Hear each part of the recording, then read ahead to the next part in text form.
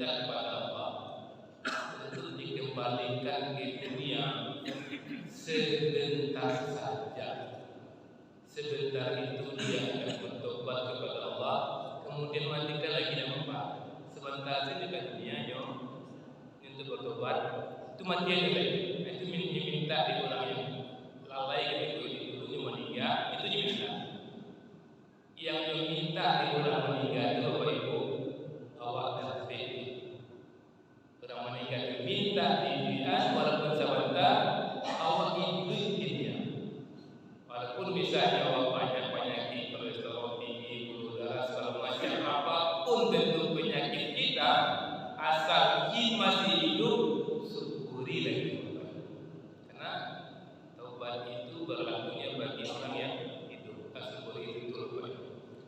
Bapak Ibu yang dimuliakan, subuh ini kami ingin membicarakan kepada Bapak Ibu semua tentang tujuan hidup dan keinginan dalam hidup. Ini penting sekali Bapak Ibu, karena kita hidup di dunia ini dengan segala macam keindahan-keindahan dunia ini. Allah juga tanamkan dalam diri kita nafsu Bapak Ibu. Nafsunya pakai keinginan dan keinginan.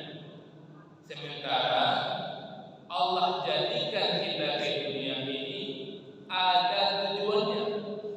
Dan kita juga harus bertanya, Bapak Ibu sering kami sampaikan, tidak ada satupun di antara kita yang minta untuk dijadikan. Kan ada di antara waktu, ya Allah jadian aku ya Allah, dari manusia ya Allah, laki-laki ya Allah, tinggal di padang ya Allah, matinya di padang ya Allah. Nah, ada yang tidak boleh terdengar. Jadian aku manusia ya Allah, lahir di kiamat, mati di kiamat. Kan ada. Itu semuanya Allah yang ngatur. Maka ketika kita menyadari hadirnya kita ke dunia ini Allah yang ngatur, maka kita mesti tahu tujuan Allah menjadikan kita. Itu yang kami katakan tadi, tujuan hidup. Tujuan hidup itu yang kami katakan tadi di mana Allah dalam surat Zariyat ayat 21. Tidaklah kami jadikan jin dan manusia kecuali untuk beribadah kepada-Ku. Maka tujuan hidup kita beribadah.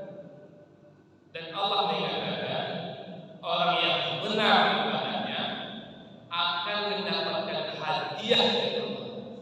Hadiahnya apa?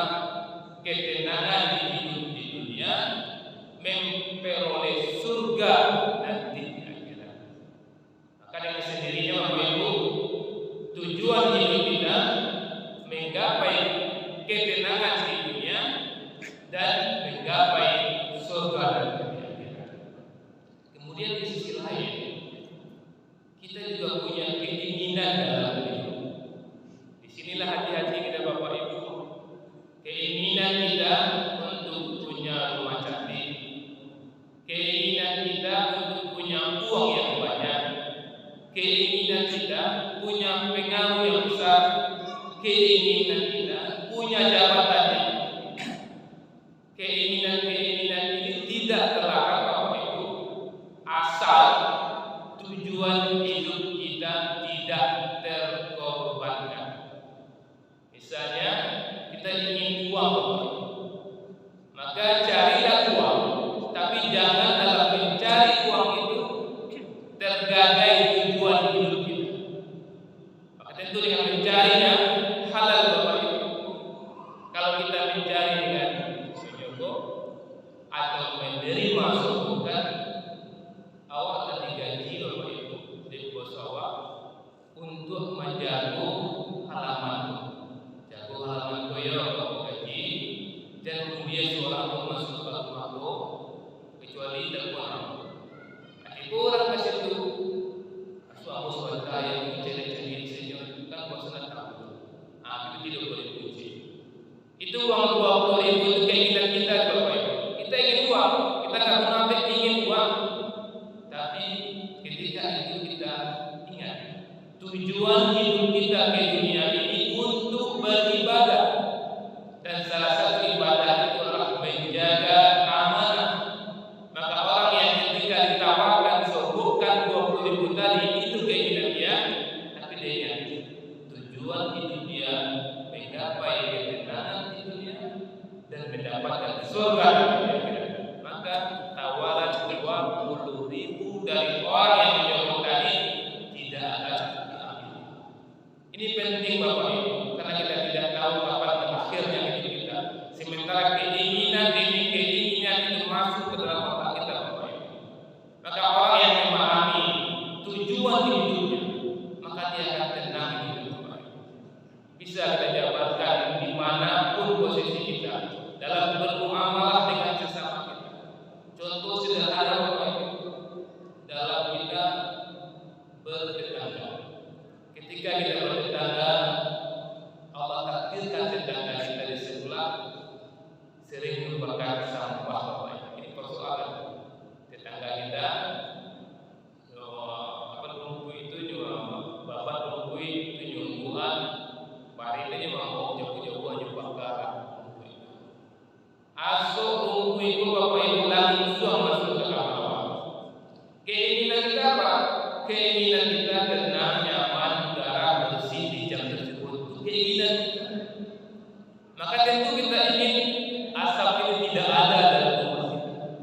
Tapi kalau kita hampiri tetangga kita tahu hidupku kadang sarenge. Kalau kecean sama anak-anak yang lain bercakap tadinya, maka ingat tujuan hidup kita. Tujuan hidup kita beribadah, menjaga hubungan silaturahmi yang baik itu dituntut dalam ibadah kita. Maka dengan menyadari seperti itu Bapak Ibu, ulik dadu silaturahmi. Keinginan kita agar asap itu tidak masuk rumah kita, itu keinginan kita. Tapi kalau kita sampaikan ke tetangga kita yang bukan sampah, dia akan marah, mengamuk, akan rusak hubungan silaturahmi kita. Ulik dadu Bapak Ibu. Tujuan hidup kita adalah ketenangan. Tujuan hidup kita masuk surga.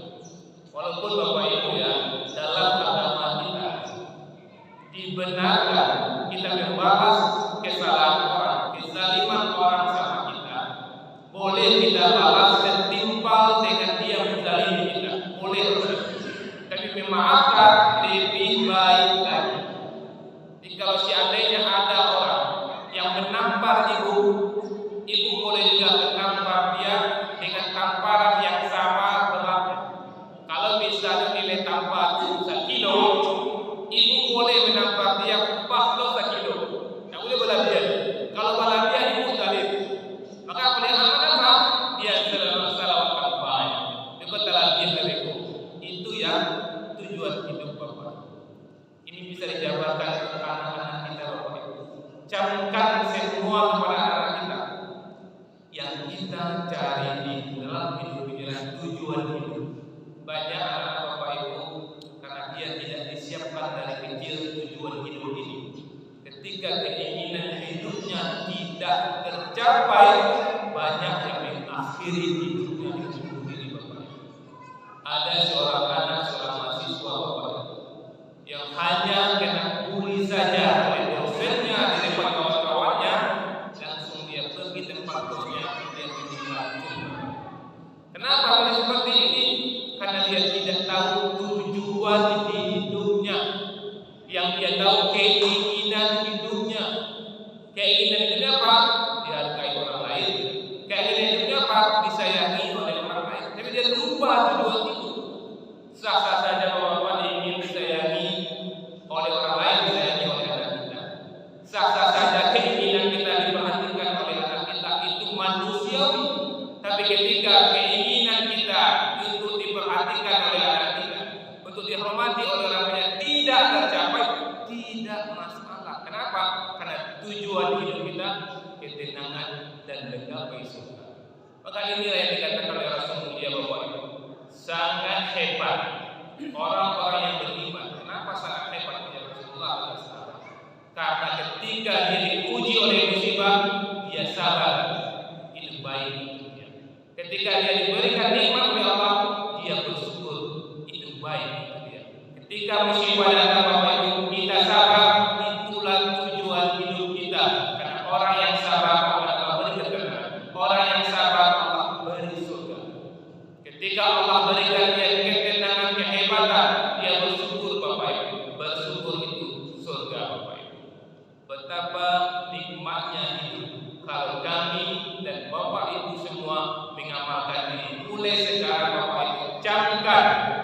kita ke dunia ini ada tujuan hidup kita.